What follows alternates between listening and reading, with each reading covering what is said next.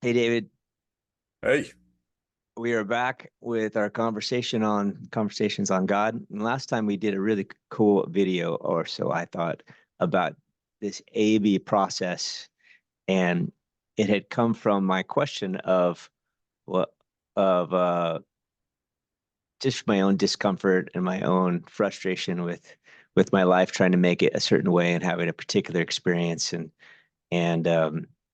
and then it stumbled on this A/B process and getting to being, and whatever was working, be in a place of letting it go to the extent of going into beings. Could you remind us what that A/B process is, and then maybe how we can engage in it more, how we can use it? yeah, after studying my teacher's teaching for a long time, it became apparent to me that there was two steps to the spiritual process.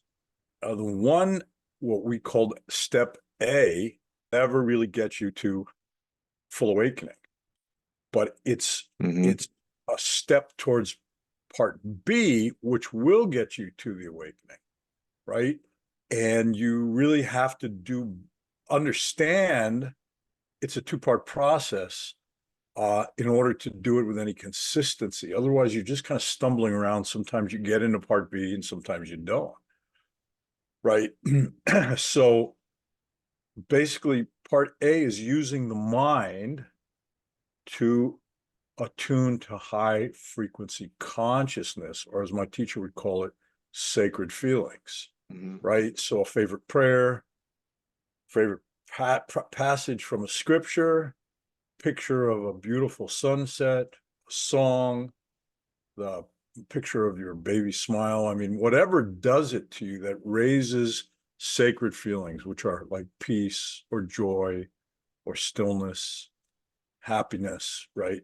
Then part B is then shifting your attention into that feeling. And as you shift your attention into feeling, you stop thinking, or at least you begin to separate your attention and your awareness, and it begins to you begin to move into the feeling, which is of the heart. It's, you could say, heart energy, which is different from mind. And from that heart energy is where you can start moving into expansion of consciousness. So Hmm. anything of the mind of itself, and the analogy we used is like a two-stage rocket to get out of the gravitational field of the planet. So the first stage is off the launching pad, and then once it gets to it gets as far as it can go, second stage kicks in and takes you beyond the pull of the gravity of the planet, right? So if all you ever do is fire off the first stage and you keep it attached to the launching pad, or even if you don't attach it to the launching pad, it's not enough to get you into beyond the gravitational pull of the planet. Hmm. So techniques of the mind of themselves will not get you towards full awakening because it just doesn't have the power to do it. But if you use the the mind to raise the sacred feelings, then put your attention and awareness into Hmm. the sacred feelings and let the mind drop away. You don't have to push it away. You don't have to try to make it stop. You just put your attention awareness on the sacred feelings, and the mind drops off by itself. So for me, it's not like it just gets completely silent. It's like I kind of leave it behind and I can hear it chattering away, but it's like listening to your 3-year-old playing in the corner while you're busy working on the computer. You hear it, but it's not distracting you. You're still able to do what you need to do. So that's the part A and B. So something I can you hear me okay? Yeah. Um, Let me tell you what I've been doing, and you tell me if that fits in there, and any kind of expansion on it. Um, so my A, this has been basically the a process, and all these A's, right? All the religions or all the spiritual practices or all this, we could all consider those A's. It's just Pretty much. start here.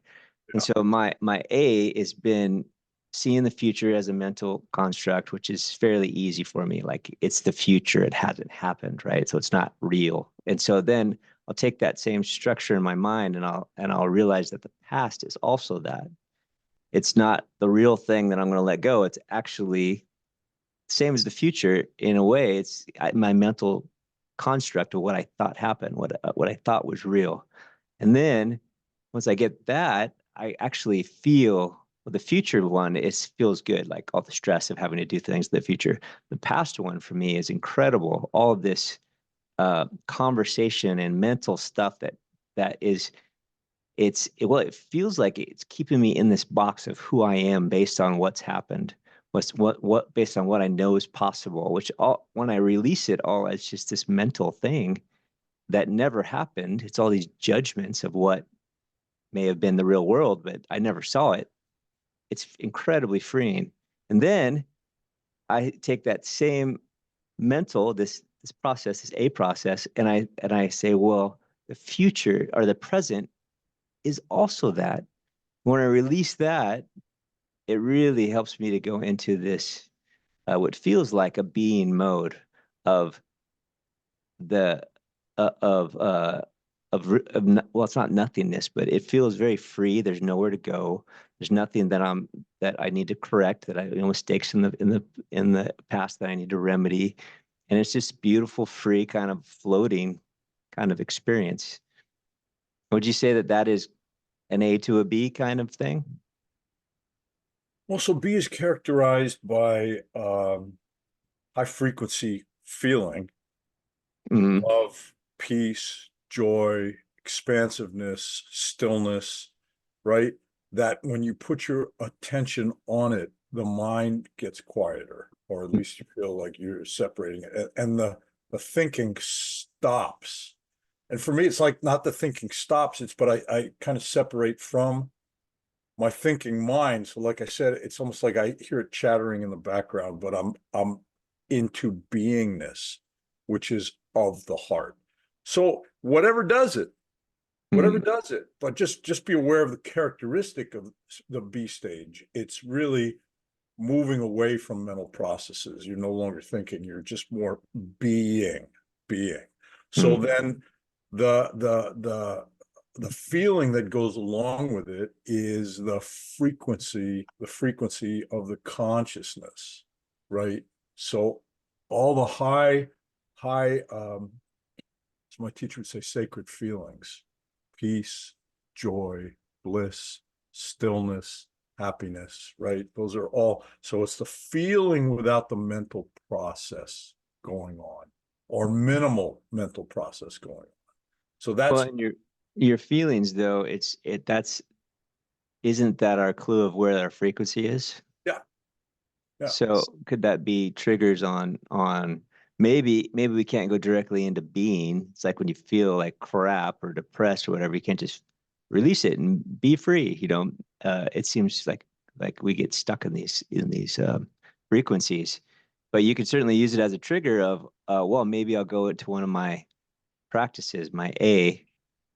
Are you talking about negative feelings? Are you talking Yeah, about negative feelings? yeah, Yeah, sure. so this is why my teacher differentiates sacred feeling, right? Sacred feeling is what it's high frequency consciousness is what you're trying to achieve with part A, Mm, right? Just as you can do a negative A and B, right? You can just start thinking about how tough things have been and nobody's giving you a break, and you start feeling sorry for yourself, low frequency energy. And now you can put your awareness into feeling sorry for yourself, and it just really starts to expand, and you start to really bum out, right? And maybe you lock into that and stay locked into it for days at a time or years. I had negative frequencies I locked into for years at a time, right? mm. So part A and B is the process. But as my teacher said, you're aiming for sacred feelings. Sacred feelings. Why I say the sacred feelings: love, peace, joy, happiness, stillness. Those are the sacred feelings. Or another word for sacred feeling: high frequency consciousness. So that's you don't want to spend a lot of time expanding your consciousness into very, very large fields of misery. I mean, but this is, you look around, a lot of people do that. And it's an A-B process. They start with stinking thinking. You ever heard some of the, stinking thinking, where you're just thinking about all this negative crap. And once you understand the A-B process, you can analyze why you're feeling the way you're feeling. Because if all you do is practice stinking thinking, right, which is, you're feeling sorry for yourself, or you just concentrate on all the bad things that's happened to you, and now maybe you drift off into the future, all the bad things that can happen to you, and then go back in the past and all the bad breaks. So, and then you start feeling horrible because you're bringing up that frequency of consciousness, which is low frequency. So that's A-B process is how the mind works, right? So the way the Creator intended it is you use the mind with sacred thinking, whether it's appreciation or love or gratitude to God, or you have a beautiful little baby and you're so grateful that he's happy and healthy, and you feel your heart expand for that. Or you look around at the world and you see a beautiful tree and a sunset, and your heart fills with gratitude to the Creator. Okay, so that thought, sacred thinking, starts to produce sacred frequency of feeling, then shifting your awareness. So you stop talking inside your mind, thinking, and you shift your awareness into the feeling, and then that starts to expand.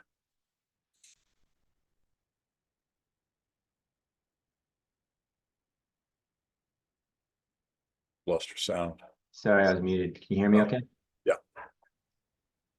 So that's on basically on anything then, whenever I could bring that frequency up, or even notice it being down. I guess the question is, how do you bring that frequency up when it's not where you want it to be? Because there'd be no other reason to deal with it, right? If you were always high flying frequency, why would you even care? No, if you're high flying frequency, you wouldn't even know there's anything else to do. You just right. Yeah. But so that was one of the reasons I wanted to do part B, second part of this. Let's not get A's and B's too confusing. Second part of this is then, how do you do that in this world, right? And not have to be struggling all the time, right? So, I mean, you look around what's going on. I mean, you'd be fighting with this all the time. You're lucky the day goes pretty good and you're able to go from A to B, sacred frequency, and you're feeling peace and joy, and you get in your car and somebody cuts you off on the freeway and you flip them off and scream at them, and right, you're shifted way down now into less than sacred frequencies, right? And then maybe you start remembering all the times people have cut you off, and you get so angry, and then you think of all the times other people have gotten you angry when you're having a good day, and now you're way off into stinking thinking and producing very low frequency. So I call this a path of joy, because once you get the handle on the fact that you can actually change your beingness, change your state, and you start to experience happiness and peace and joy, it's kind of nice. The example I give is, if you've been working in a garbage dump your whole life and you're just used to the stink, no problem, right? Yeah. But then you go visit your friends working in a flower shop and you go, my God, it smells nice in here. They go, yeah, that's why I like to work here. I love the smell. And you go, well, do you have like a part-time job? Yeah, come on. And after you spend, a week doing part-time work in the flower shop, you go back to the garbage dump and you go, I can't really stand this anymore. So you start looking for a job in flower shops. Okay, so this is how the path of joy is once you start to feel higher frequency, you start to feel some peace, you start to feel some joy, you start to feel that love in your heart. It's like, yeah, I don't want to go back to the dump anymore, right? So then you start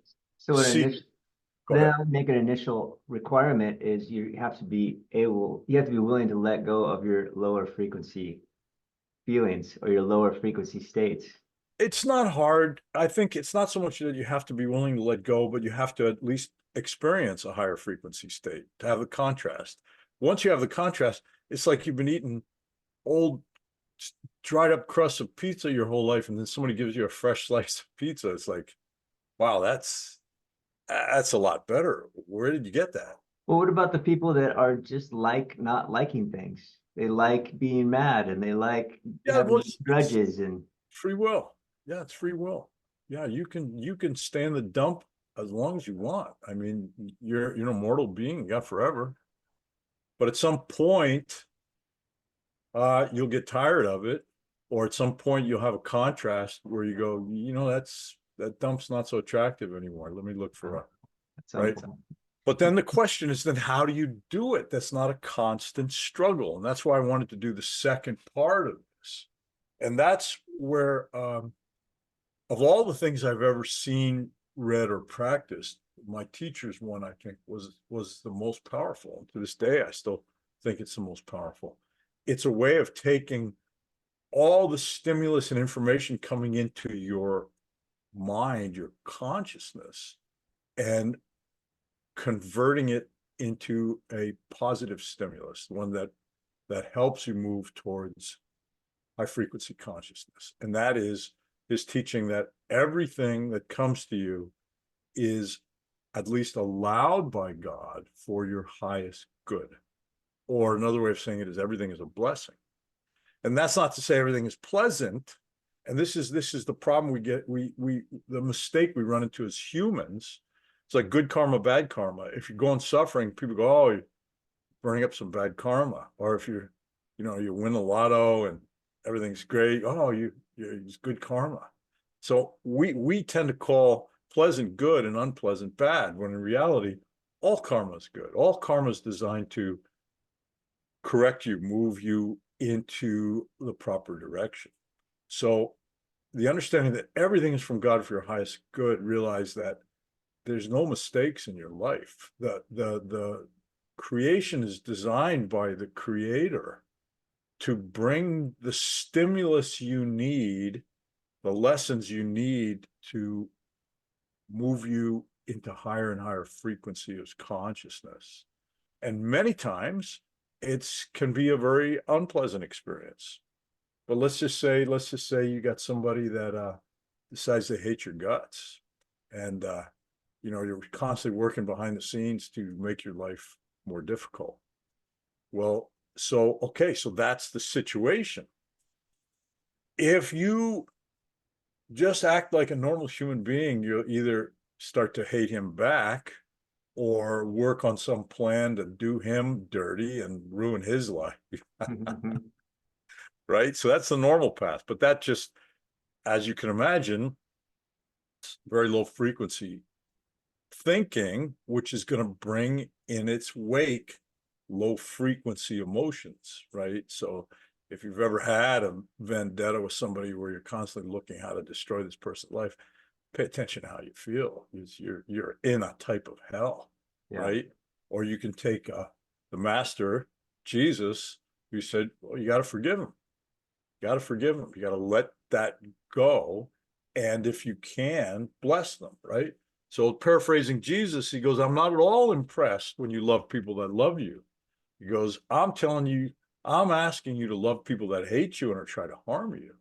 So, it's like, okay, well, that's nice. But if you look at it from an energetic perspective, it's the only intelligent way to approach it in order to keep and maintain and even raise your frequency of consciousness, of which that joy, peace, and love follows in its wake, right? So, I mean, anybody who's older than 5 has probably had experiences where you're just trying to get back at somebody, and it's just entree into hell, and you just keep going deeper and deeper and deeper, and it just gets worse and worse and worse. Or you can forgive them, let it go, and even bless them. Look, you don't have to go up to them and bless them, but in your heart, it's like, listen, I hope you find your way.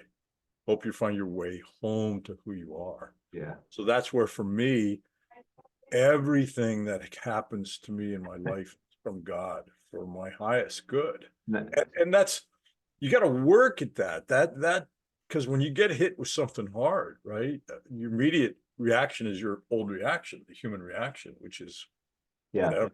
So we could tell our frequency, our feeling too, because I could say the right words, but my frequency is still low, you know, like, hey, I'm praying for you because you're obviously a horrible Bless you, person. you freaking idiot. You're a horrible person, and I'm going to be the higher I'm frequency.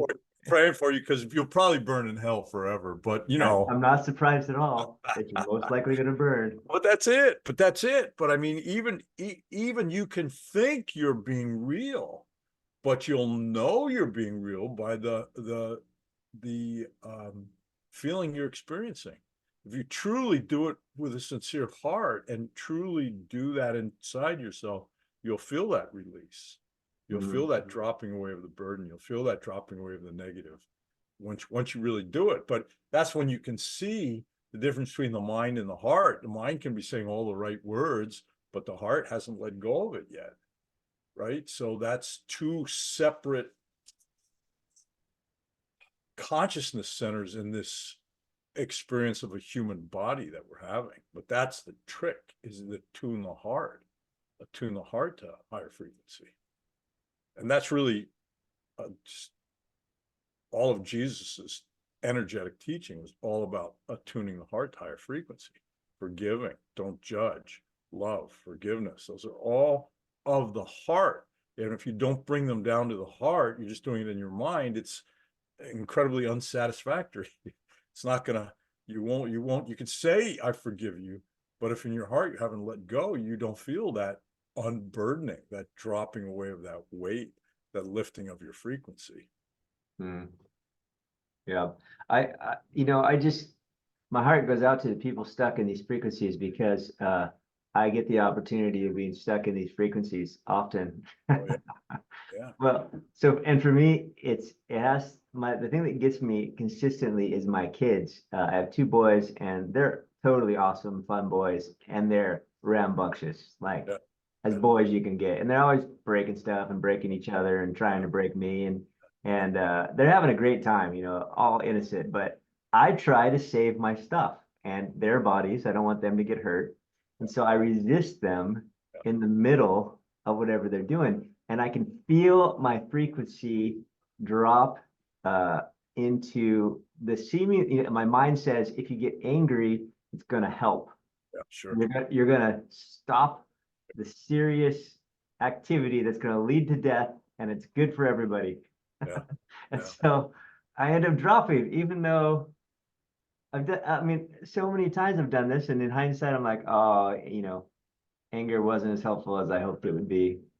Yeah, well, you know, most of us have been stuck in human incarnation, lifetime after lifetime after lifetime, because we're stuck with these patterns and we don't change them. So to me, liberation is when the only judgment that you have left is this too is God. That's anything other than that, you will be vibrating at a lower frequency, which I think just tends to trap you in this realm. So are you still there? I lost your live picture. I just see your smiling face on your. Can you hear me okay?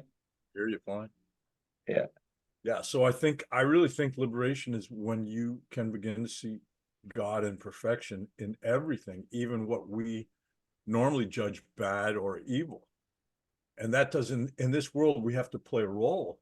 So just because you see God in somebody doing evil doesn't mean you just step back and go, well, yeah, go ahead. You still have to play your role. If your role is a good guy helping the world, you got to step up and do what's right, but not as seeing that person as evil and you hate him, but seeing him as a piece of God playing the role of the bad guy that was necessary in this world in order for us to have the lessons we have and grow from them. But so you do it with a loving heart, but you still play your role, and that can be severe. You can be a soldier fighting to defend country from being overrun and destroyed, right? And that might mean shooting the other soldiers.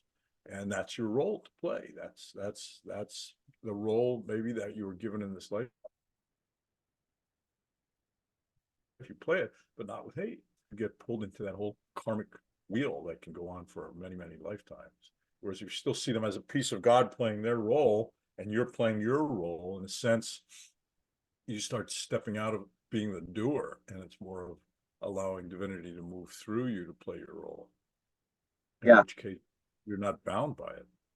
Well, and playing my role and having these different experiences, I might be the guy on the battlefield that's doing the best I can, and I have to kill people because I'm a soldier, right? Yeah. And I'm gonna off their heads off because I think it's the most humane, as opposed to have them in the gut because I want them to hurt. And maybe that is maybe that Yeah. is a loving Yeah. act, but Yeah. still, my question though is, I don't have to, but my energetic state though, it seems like a separate thing that's happening though. Like I'm doing the best I can, but I guess doing the best I can, or being whatever humane, the most loving, being in the most loving state and doing the best I can, that alone would raise my frequency though. That's what you're saying, right? Or is that what you're saying? Well, you gotta experiment with it. I mean, this is it. It's like when we do push hands, right?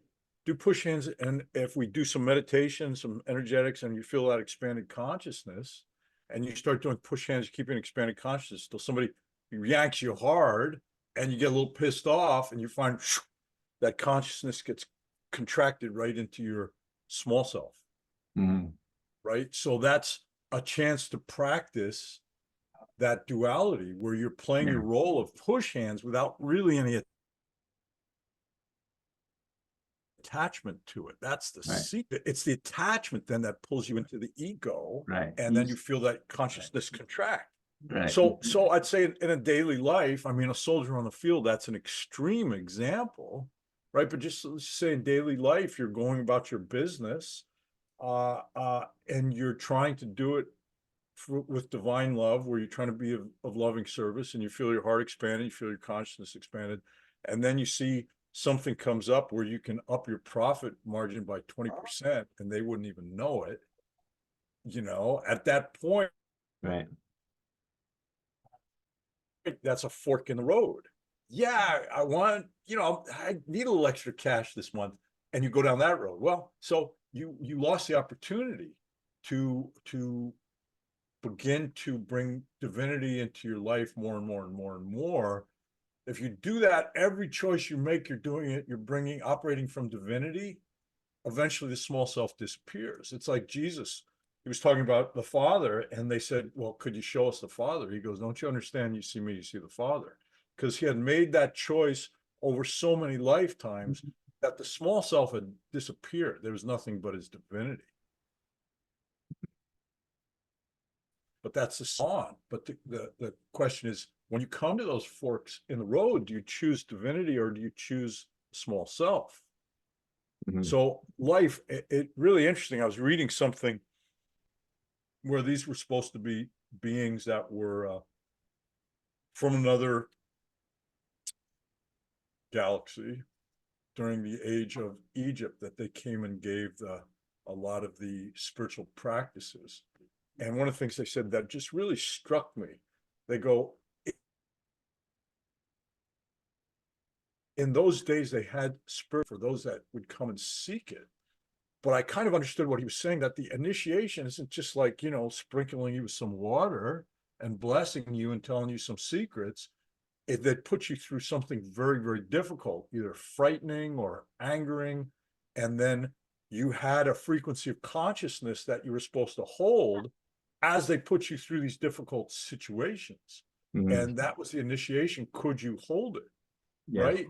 And they said it's no longer necessary. They saw your daily life as an initiation at this point. Everyone is being initiated now with all these catalysts and stressors Yeah. When you're hit with a catalyst towards anger, can you remind yourself that that's a child of God that's lost and is just doing these negative things out of just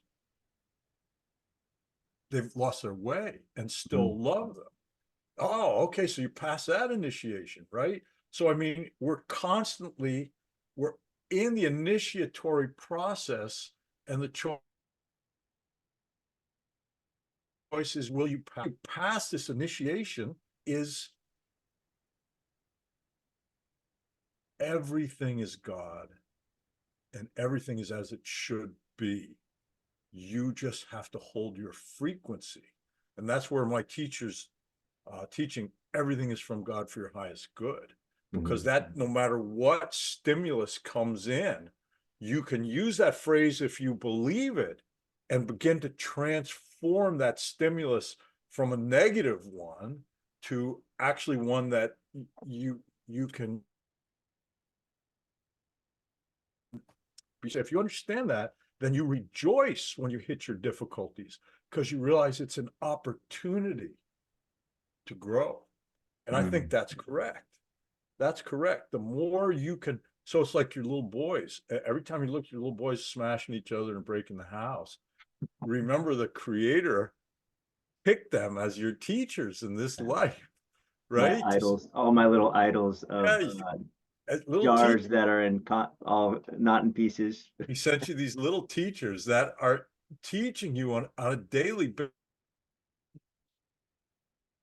basis in kind of a really, not like they're deliberately trying to harm you. So you don't even have to overcome that they have bad intention, right? You just have to overcome your judgment of what's going on. Oh yeah. Right? You just say, yeah, you know, the old saying, boys will be boys, and just say, let go. Just assume there's going to be a lot of broken crap. Yeah. Busted lips between now and when they achieve maturity. And you can just make a silent prayer. God, you know, I just pray that nothing too badly gets broken in their bodies, that they survive this. All right, we only have a couple minutes. Right. So it's a chance to, okay. That's the idea. That's the idea. So everything is from God for your highest good, or everything is a blessing, right? And it's the hardest thing to remember that in the moment.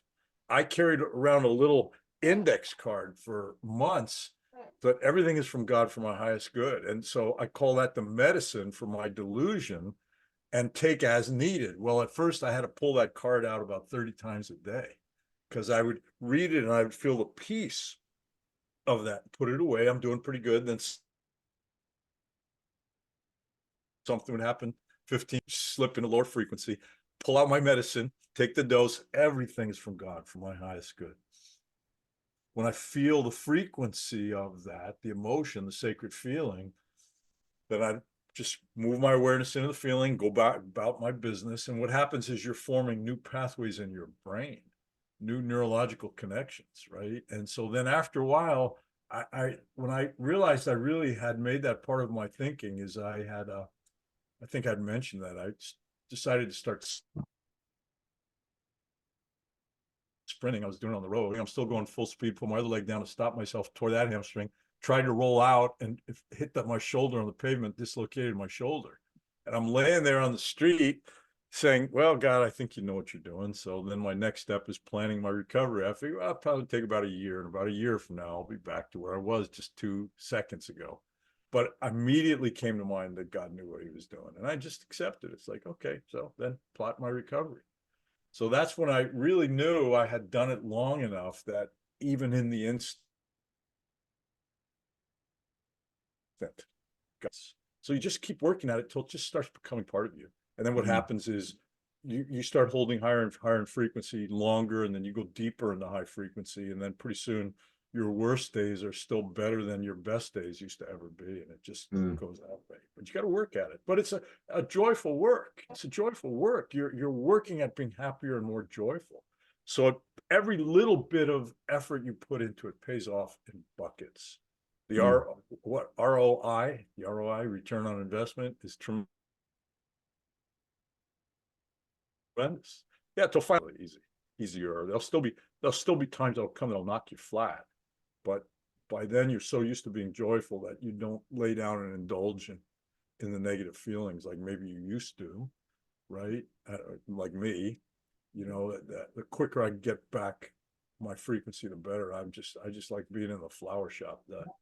The garbage dump doesn't appeal to me the way it used to. Right. All right, we got 60 seconds. You got any departing words or? Oh, no, just thank you for the opportunity, and I bless everybody who hears the world. God bless us in 2024.